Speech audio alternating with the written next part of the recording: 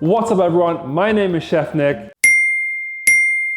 And today we're gonna be making the most delicious egg on toast you can ever imagine. It's quick, it's easy, it's effing delicious.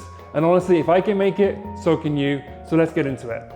So for the ingredients, we need some bread, some eggs, and some grated cheese. So for the bread, I got a sourdough loaf, and I got a loaf that isn't sliced because I like them thick. So I simply got to slice my bread into the shape and thickness that I want.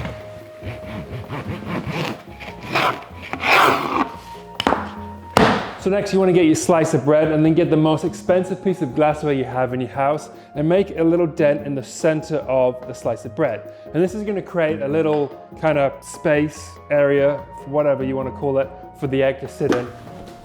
Oh! And then once you made the divot in the bread, you want to crack an egg and carefully place it in the center.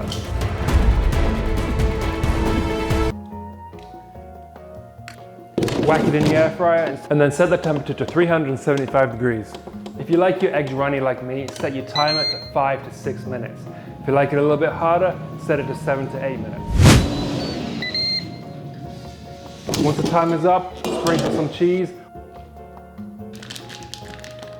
Whack it in for another 2 minutes. And then once that's done, you're gonna slap it on a plate, sprinkle on some salt, pick whatever sauce you want,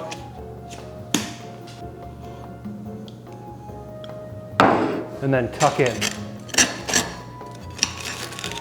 And there you have it, a simple yet delicious egg on toast made out of the air fryer. If you enjoyed today's episode, make sure to share some love. And if you want to see some more of my recipes, make sure you head on over to frykingcool.com. And I'll see you in the next one.